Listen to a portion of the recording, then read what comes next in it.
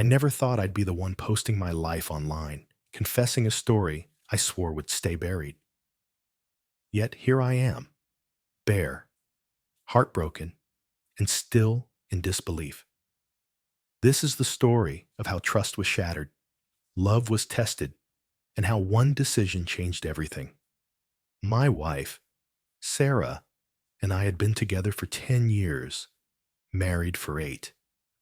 We met in college, both awkward, introverted, the kind of people who sat in the back of the lecture hall and bonded over coffee, deadlines, and shared silence.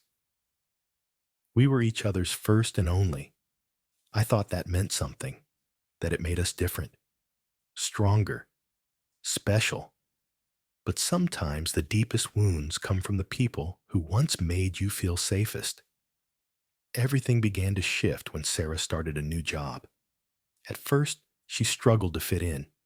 She's naturally shy, reserved, but soon she fell in with a lively group of women, single, divorced, wild, and unapologetically free.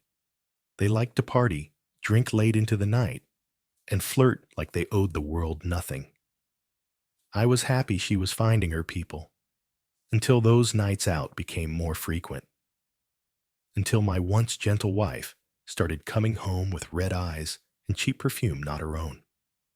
Our intimacy, already delicate, began to fade entirely. The excuses rolled in. Too tired, long day, not in the mood. I didn't want to be the controlling husband, so I said nothing.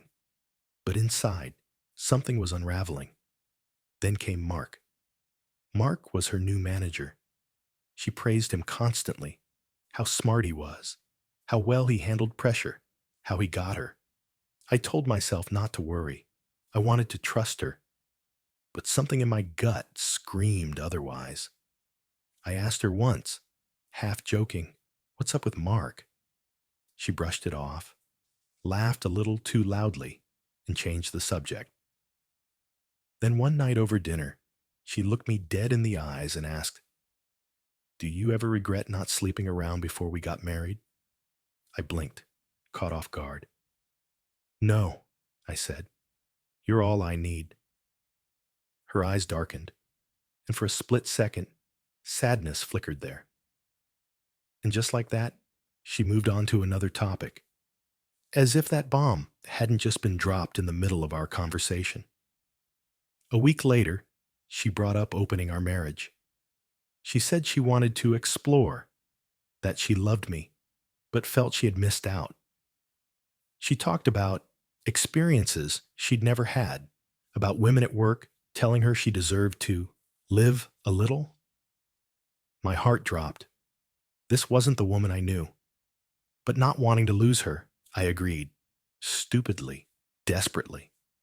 We set rules. No bringing people home. Full honesty. Safety first. It felt wrong. But I told myself I could handle it. I couldn't. Within weeks, she was going on dates, sleeping with strangers, even getting involved in something deeper with, yes, Mark. I tried to participate in this twisted game, but I just couldn't. Every time I tried to meet someone, it felt like betrayal. I didn't want anyone else. I wanted her, the version of her that didn't exist anymore. She'd ask if I was okay, smile sweetly, kiss my cheek, then disappear for the night. I felt like a ghost in my own home. And then Hannah entered my life. Hannah was different. A woman from South Korea I met through mutual friends. Intelligent, kind, grounded. With her, there was no pretending. She made me laugh again. She made me feel seen. And one night, when I was at my lowest, she kissed me, and I didn't pull away. For the first time in years, I felt desired, alive, human. At first, Sarah found it amusing. "Finally," she'd smirk. "Now we're even." But as my relationship with Hannah deepened, her attitude changed.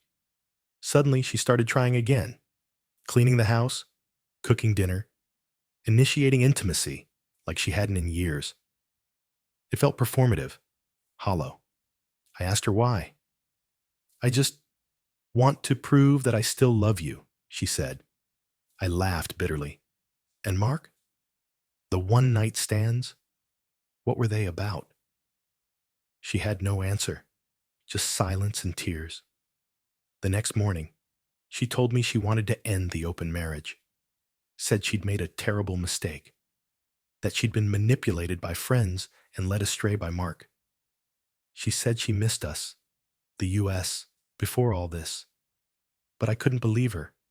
Not anymore. She quit her job, cut ties with her party friends, broke up with Mark, said she was ready to do anything to make things right. But the damage was done. Too much time, too many lies. And in my heart, someone else had already taken root. Hannah. We started couples therapy. I wanted to believe there was something left to save. In the first session, Sarah cried endlessly, blaming her friends, blaming Mark, blaming the influence of people who told her she'd missed out. But the therapist didn't let her off easy. Who made the choice to cheat? She asked. Sarah fell quiet. I admitted to my relationship with Hannah. Our therapist suggested temporary separation. We moved into different apartments. The silence between us grew even louder. In our second session, Sarah confessed more. She told me she and Mark had been inappropriate even before we opened our marriage. We didn't sleep together, but we touched.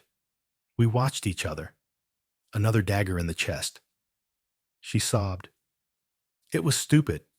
I felt alive. But it was never love. It was never you. The betrayal hurt more, not because of the act, but because of how long she lied about it. She said she never stopped loving me. That made it worse. One of her former friends ended up in a pregnancy scare and blew up everything. Mark was reported for harassment, and his career was on the verge of collapse. Sarah said exposing him was her way of trying to set things right. But it was too little, too late. One evening, I came home to find her sitting on the floor, surrounded by our wedding photos.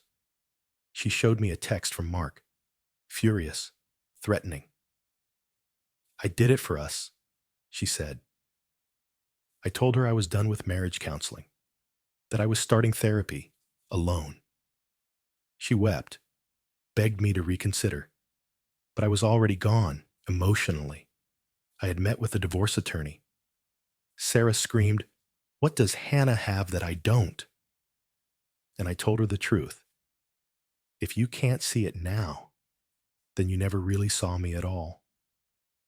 This is my cheating story. Not just of betrayal, but of awakening, of realizing that the love I thought was eternal had been dying for years. That you can't force someone to cherish what they've already destroyed. Sarah will always regret what she did, and maybe one day she'll be a better partner for someone else. But it won't be me.